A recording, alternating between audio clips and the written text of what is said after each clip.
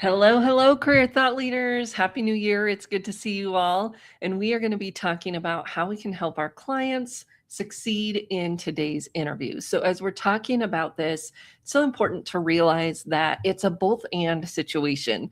We have technology that is scoring our clients based on their competencies, right? Skills based hiring.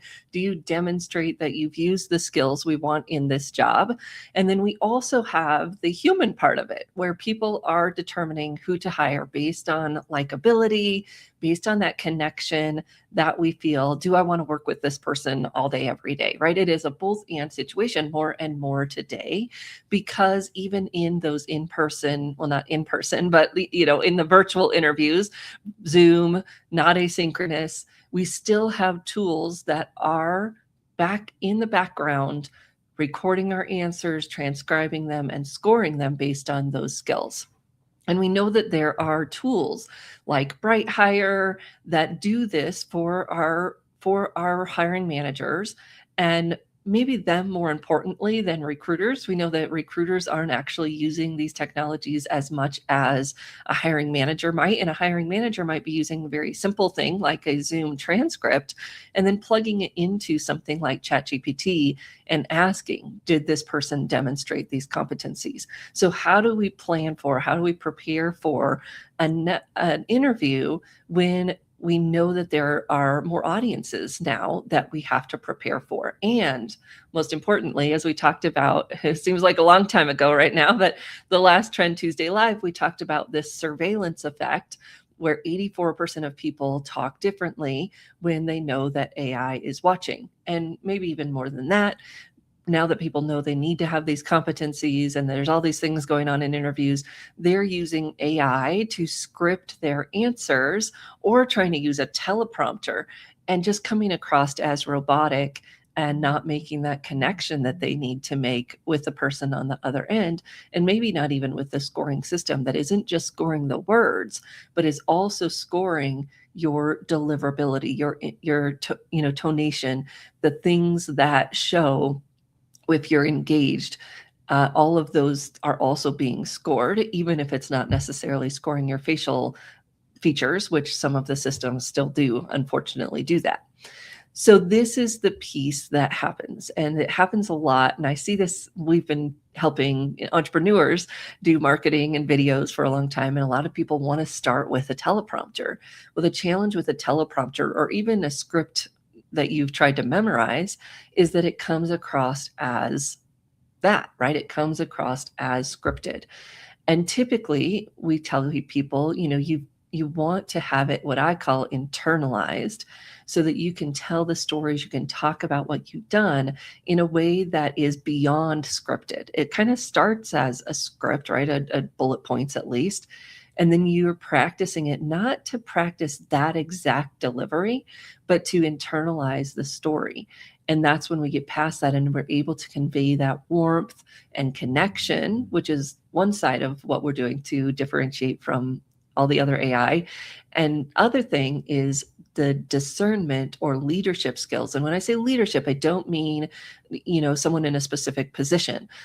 Even young professionals, recent grads, or people interviewing for their first job need to demonstrate leadership skills today in relation to decision making, discernment, critical thinking, how these skills play above and beyond what AI can do, what AI can replace inside a business. And I say AI kind of as a shortcut. It's a lot of different types of technologies, some AI powered, some not, that are coming into workplaces and mean that the person getting the job as a human needs to be able to manage that technology, lead that technology. And those are some of the skills that we have to be able to show. And we're going to talk about a new framework that helps you think about it differently. So here's the thing. Our clients come to us days before an interview, right?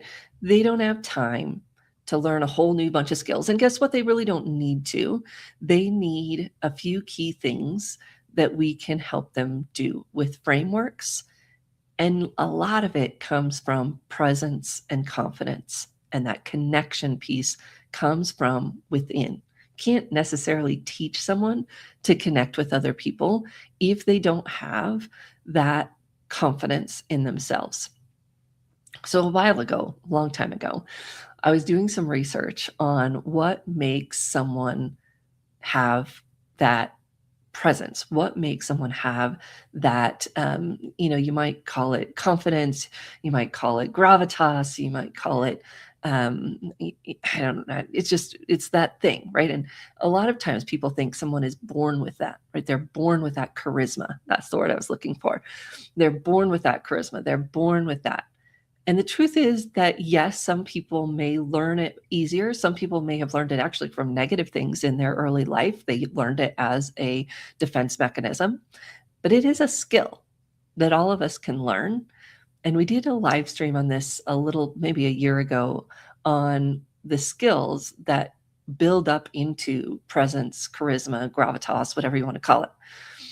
That is something that actually is the opposite of what you think it is, because it is not when it's all about you. It's actually when it's all about the other person. And you can only do that if you're comfortable in yourself. It's kind of this double-edged sword, right? If you're not really confident in yourself, when you show up, you try too hard to prove it. When you show up, you may even try to make it on the other person, but it's a deflection rather than a deepening. And we want our clients to show up with that deepening. And this is why our framework starts with personal branding. Who are you? What is your strengths? What are your strengths? What is that thing that you show up with everything that you do, so that you can be really grounded and rooted in that, who you are. And the strengths and confidence comes out of that, right? We can't give someone confidence. We have to kind of extract it or build it up from the ground up. And that's what we're trying to do with personal branding, is really helping people cement themselves in, this is who you are. This is your value. Then personal branding is also connecting it to your audience and connecting those dots. And this is where AI comes in. And if we are not using it, if as a coach, we are not using AI to do this piece, we are hurting our clients. That's a bold statement, but I'll say it.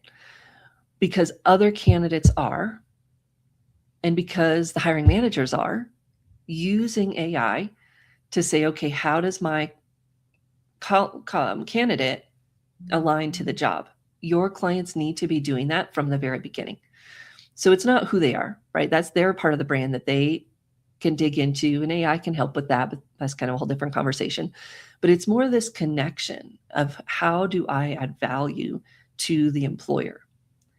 And this is that research process where we start with industry, right? What's going on in the industry? What are the trends? What are the challenges? Company, when we have a specific company, we can dig in and really understand what's going on in the company. Hiring manager, we can do this more generally without a company if we need to.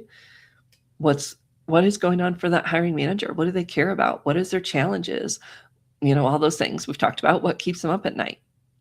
And then if we have a specific individual, if we know the individual or individuals we're going to be interviewing with, we can actually look at them specifically. What is that person worried about based on their geography, their age, all of those things, big data? We can do that research. And then we're connecting those two pieces. This is branding. Who am I? What is, true and strong and enduring, the essence of me? Learning about my audience. What do they care about? What are their challenges? And then connecting the dots. And we can do this in a very foundational way if we're working with someone long-term, but we can also do it very quickly if we're doing, interview prep in a couple of sessions, because they can do the work on who are they. Hopefully they've already done some of that. They have their resume, whatever that might be. And then we can help them do the research. And then AI can help them connect the dots a little bit. In a skills-based hiring world, in this competency measuring world of interviewing, not just the other pieces of it, but in the interviewing side of it, we're still looking, we're screening for, we're scoring for competencies. If our clients are not doing this work, and I believe using AI to help them do it, because it just takes it deeper, faster, make sure you don't miss anything. Can you trust it it as the only thing. Of course not, right? We still are doing the human analysis. But if they're not using AI to understand the competencies of the job based on the job description and then based on that wider research, they are going to be at a disadvantage of candidates who are doing that, of candidates who are using AI tools to do that research. They're also going to be at a disadvantage of candidates who just, happen to hit the ball on or hit the nail on the head in the first place, right? So that's where we want to use the AI tools. We need to use the AI tools to do that research piece. That frames out our whole new approach for speaking about ourselves in the interview. Because when we tell a story, it is going to have the framing of our brand. I'm going to tell the story, including my strengths, my style, the things that not just differentiate me from other candidates, but also differentiate me from AI. And so as we look at our bold framework for approaching interviews and specifically kind of interview answers, but it's a little bit bigger than that too, right? Because we're talking about this as a major approach. You are coming in with that brand alignment. You have understood that, you've researched that, you've analyzed that to do the work and understanding how does your brand align with the company. And we always used to do this in the framework of the simple, tell me about yourself question. It always had this brand framework of it's not just tell me about yourself. It's who are you and what about that matters for this job, right? And that's the framework now that we're going to approach the whole thing with. That's the B, brand alignment. Then you're thinking about the opportunities that you've taken advantage of, because AI has a hard time identifying some of that. You can use it for strategy, you can use it for some of those things, but I want to see how your human skills have identified and taken advantage of opportunities or overcome obstacles. So those are the O pieces. This brings in the sex appeal, it brings in the story piece, it brings in the humanness of the story. And so situation and task, yawn, boring. We're talking about brand alignment and opportunity or obstacle. How did you make a difference? That's what we're looking for. And then the L, that's the leverage and leadership piece.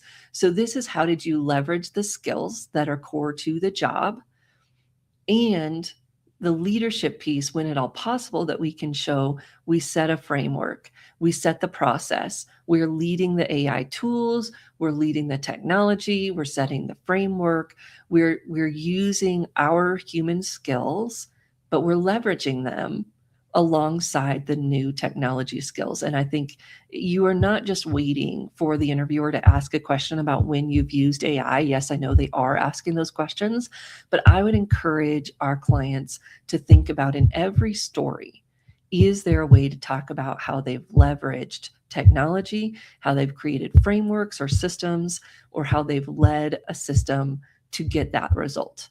Because that is the way of the future. Right? Well, no matter what type of professional we're talking about, from healthcare to manufacturing and everything in between, it's this piece of how are you not just using the skills, but leveraging them alongside technology.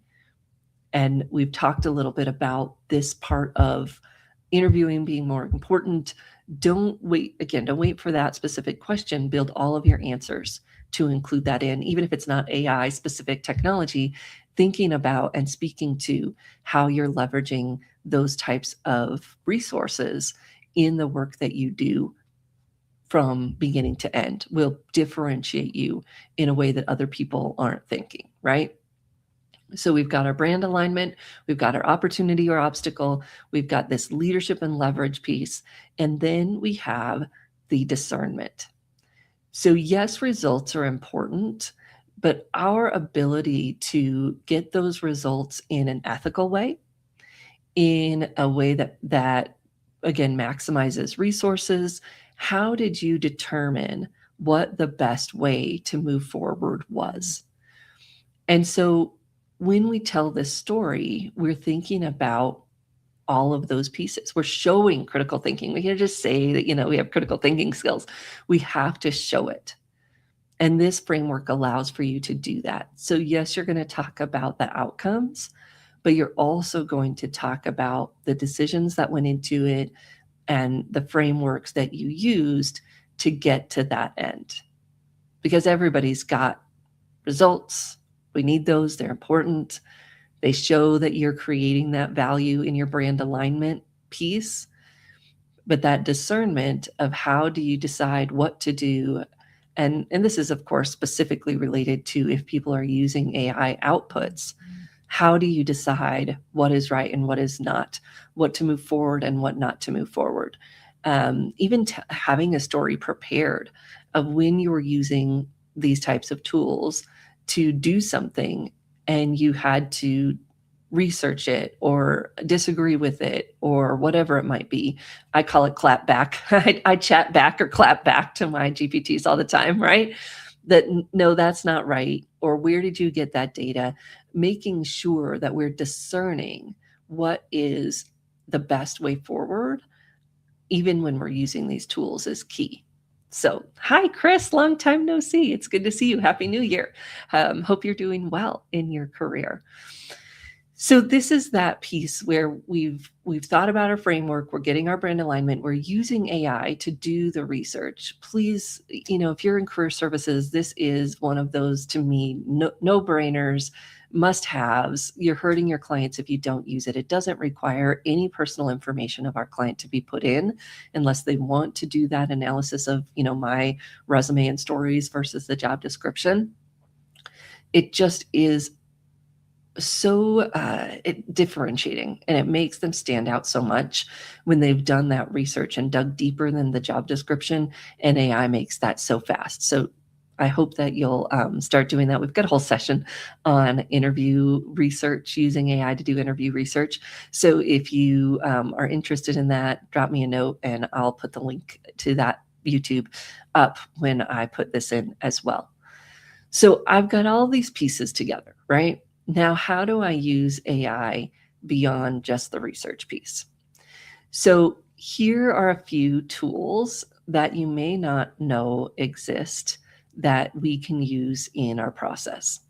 First, we all know this, but let's talk about it a little bit deeper, how you can use AI tools that are free, but you have to be specific. Because if you go in and you do a mock interview with ChatGPT, it will tell you how great you are. It's just programmed to do that, right? It's programmed to tell you how great you are. So we need to be a little bit more careful. One, do this in the context of that research that you were just doing. So we've got our industry, company, hiring manager, and perhaps individual research we've done inside of a chat. Then we're going to say, okay, I'm interviewing for this job. Apply, put in the job description, and I want to do a mock interview for that job. And then you want to let it write. It'll ask you questions, which is actually kind of good because it'll ask you questions that are very similar to what you might hear in an interview today, because hiring managers are using it that exact same way. And when it gives you feedback, you want to have it give you specific feedback. Am I communicating the competencies of the job? Am I demonstrating critical thinking and decision making? And you can ask the chat to give you those criteria. I mean, I could give you generic ones, but if you've built the research, that's where the most powerful pieces are going to come. What is most important to these interviewers? Okay, so when I'm doing the mock interview, give me feedback on those things. And of course, we want to do decision-making, critical thinking, technology skills, emotional intelligence. You can ask and just see what kind of feedback it will give you. And you want it to have it be specific about the places that you did well and the areas that you have for improvement. And it's good to get the things that it says you did well, but you don't want it to just do that. So be specific that you want those areas of improvement as well. Now, I used to tell people to record themselves, use your voice notes, just call yourself, leave a message, whatever's easiest. But now you can actually speak your answers into ChatGPT.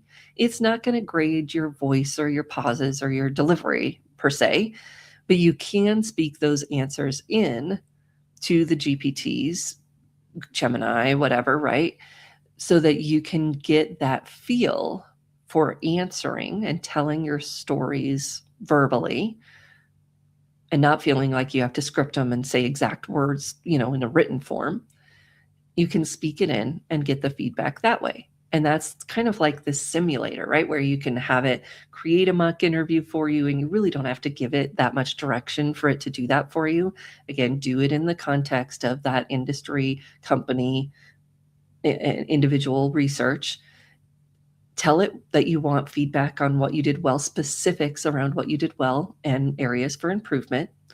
And it will go through and do a mock interview for you. It's really not that hard to get it to do that because it knows, you're not the first person to try, right? So when we do that and we do the voice input, especially, we can get that practice piece going, answering the specific questions that it says might be asked based on your research and job description, and then giving you feedback on the answers. Now, there are a few tools that you can use to do this as well. But I love to give you the free things, and then we'll talk about some of the paid things as well. So one of my favorites still today is Udly. Udly does give you some options where you can do it for free. And I think you might get 5 Udlys or something for free. But I'm in their interview coach tool, and this just gives you an overview of what you get. So you get some transcript of your answers, so you can read your answers. You get some coaching in terms of strengths and areas of growth. This is a programmed GPT, right? It's got specific feedback information in it. It's got criteria. It's always going to give you the strengths and growth areas and those types of things, which offers some benefit above, what you might get for free on your own. And then it gives you some of these analytics, which are more challenging to get in other ways. And in terms of filler words, weak words, conciseness. It will also tell you if you use non-inclusive language. At least I hope it still does. It used to tell you if I used guys instead of people or whatever, it would tell me that I use that language that is not inclusive. And then it will give you some suggestions. As a coach, I like having even my coachees use this system because I don't want to spend my efforts tracking your ums and ahs and the, whatever. I want to be thinking about the strategy. And so if this is tracking your eye contact and your pacing and those types of things, which are hard for me to track anyways, then we can get that from this system and we can focus on the strategy, content, delivery pieces that this doesn't do as well. And if you, again, as an individual, you can come in here and try Udly and give it a spin, see what kind of feedback you get. I would highly recommend practicing via messaging, reading to, or not reading, but speaking to your GPT before you come in here, just so that you get the best feedback possible and you get through some of those nervousnesses before you get into this type of system. But it's very powerful. And even as I said, as a coach, coaches use it as a companion tool because it gives the feedback that we can't give or that wastes our energy if we're trying to give that type of feedback. So I'd recommend checking out Udly. There's some similar technologies out there, but I've been researching them for a while, and this is definitely one of my favorites. So the other thing that we have inside of LinkedIn, and I'll show you here, LinkedIn. So inside of LinkedIn, we have an interview prep tool that is mostly available if you have the premium account. But it's always interesting. LinkedIn does different things. So you should just try and go there and see what you have. If you go under these 9 dots, I think for non-business people, they may see something else. But what we're looking for is LinkedIn Learning. And you could Google LinkedIn Learning and pull it up as well. But we're looking for LinkedIn Learning. And then what you'll see over on the side is AI Roleplay. And actually, Udemy changed their name to Roleplay, and LinkedIn Learning changed theirs from interview prep to Roleplay because it's more versatile, right? It could be for a meeting with my boss. There's a lot of other things I could do. But you can create a role play inside of LinkedIn here and be specific, interviewing for this type of job with this type of organization. I'm sure you won't be able to put in as much as you can in a ChatGPT window, but be as specific as you can be, and then you can create that role play. And it will go through the process with you, right? So let's just say I'll click on negotiate my salary. Obviously, you would give it more information, the job, the level, all of those things, and it will create a role play for you. So it's saying that it's building this role play, between the manager, and it's giving me some ideas, and then I can start the role play. And depending on your system and what your level is, it'd be interesting to see what you have access to. You always just got to try it out. And so then it talks about, and it gives me some things, and it lets me be able to speak in and do the role play here. Oops, I clicked over there, but it just does this where it gives I you the role understand, play. Marie. Please go ahead and present your case for the salary And increase. it tells you what to do. So that is one of those tools that is available. You'll have to check and see if you have to pay or maybe able to get a free month or something and try it out. You have 5 Udlys that you could use for free. These tools give you that. These tools give you that ability to role play. Let me try that one more time. Let's see. So I think when I clicked over to LinkedIn Learning, you didn't see that screen. I understand, but it's over here Marie. in AI Please. Roleplay. And then you can click the button, or you can type in the role play that you want to have there. So again, the more specific you can be.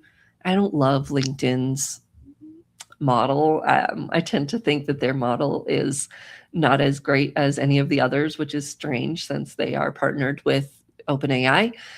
But you can try it out and see what kinds of feedback it will give you based on the role play that you put in. Excellent. Okay. So you are going to do your research with AI, you're going to practice, you're going to get some feedback. What the things I don't recommend doing is having AI write a star story for you that then you just repeat. You could get some framework, you could get some ideas, but remember the situation and task and action result, the old flow of that story is going to come across as old. It's not going to connect with what employers are looking for right now in terms of the critical thinking, the discernment, the technology skills. I mean, yes, you could get that into STAR if you really thought about it, but thinking about the different skill sets that they are really wanting to see today and reframing that story to really match up with those pieces and realizing that each story speaks to a few different competencies, right? And so if you're looking at, okay, these are the skills they want, and you've done that research, you've mapped it out using whatever tools you want to use, then when you're creating your stories to answer those competency questions, they're going to be flexible. They're not going to be like, this story can only answer this question, right? And we're not memorizing these stories. We're internalizing them, meaning that I want it to be something you've done this. You've got this framework to lead your stories through so that you can focus on the connection. So we've talked a lot about the competencies piece, and Udemy, especially, and some of those other tools or a coach can help you with the connection piece. And this is where we get back to what we were talking about at the very beginning in terms of your thinking about the other person on the other side of the screen and how you want to connect with them. What is important to them? What questions do you want to ask?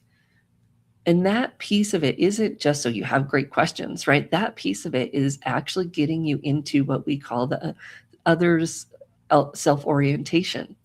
That instead of being oriented to me and what I need and what I want and all of those things, I'm oriented to the other person. What are their challenges? What are they looking for? What are their needs? What are their goals? And when I'm thinking that way, when I'm approaching the interview from that framework, that research that I've done, right? And the curiosity of, is this, where they're coming from? It brings that charisma along with it automatically, because charisma isn't about necessarily how well I speak or how perfect it is, or even necessarily how I look. All of those things play a little piece of it. But when we talk about charisma, it's not just me. It's, am I focused on you? And do I have the presence to make you feel like I am really here with you? And on the camera, that takes some work, because we've got to practice looking into the camera instead of looking at me, right? If I'm looking at me, you can tell I'm looking at me. If I'm looking at the camera, I'm looking at you, and you can tell I'm looking at you. That's what we have to help people practice and think about. But it comes from that baseline thinking of other orientation versus self-orientation. And when I'm doing this, when I'm creating this practice with my clients, that's where we're coming from. And we start with that at the very beginning, and then we build on it, because we can't just jump into a mock interview and say, okay, be focused on the other person. Most people are too self-conscious to do that. That's why we ground them in their confidence. We ground them in their presence, that yes, who they are and the experiences they have add value, so that they can show up and be other-oriented. They can show up and be present. And then it also helps with all the other things, because most of the time when people fill space and have a hard time enunciating or communicating, it really goes back to confidence. Now, there are some fun things that we can practice that make it more tangible. And we steal from singing preparation, we steal from acting. We can do some of those things to help people with the outward skill sets. But I got to tell you that if you focus on the communication skills without focusing on the foundation first, it's going to be a false face. And most people can see through that. Most people can't keep it up. Building from the outside in, inside out. Building from the inside out is what creates that real powerful charisma connection. It's like the difference between, when you are talking to someone and you feel like they're really there and they care and they're present, versus when you talk to someone who is slick and maybe feels a little slimy. Same communication skills on the outside, but different place that they're coming from, different orientation that they're coming from, and that makes all the difference. So yes, the communication skills are important, but if we teach them without the underneath piece, we end up with that slick, slimy, fake mask feeling that doesn't allow for connection, that doesn't create that likability, that doesn't make me want to hire you. So build it from the inside out, and you'll have a much different delivery. Even when people don't get the skills completely right, if they are other-oriented and they're confident, they can get past some of those mistakes. And that's what we want to help people do. So we are in our interview season, because we have a session coming up on January 9th, next Friday, focused on helping clients become the high ROI hire, right? Because it isn't just about getting the job. It's about being that person that commands the premium in that job as well that has room to negotiate, has leverage for those things. So we're going to be talking about that next Friday. I'm excited to share some more details and some checklists and things that give you the tangibles for some of the stuff we were just talking about today. And then on the 15th, on January 15th, we launch our interview coaching certification that we've done for the last 3 or 4 years in its current form. And this is the whole process. It is the business in a box, or process in a box if you're working on campus, to help people prepare for and practice and then be present in those interviews. We're not talking about performance, right? It's not a stage, although we might use some acting tips. It's a presence that you want them to have that emanates from the inside out and shows up as the leader and the high ROI hire that they are. So that's starting on January 15th. So if you're interested in either of those, drop me a note. We'll put up the links. And Happy New Year to all of you. We'll look forward to seeing you next Tuesday for Trend Tuesday Live. And I hope you have a great weekend. Thank you, everyone. We'll talk to you soon.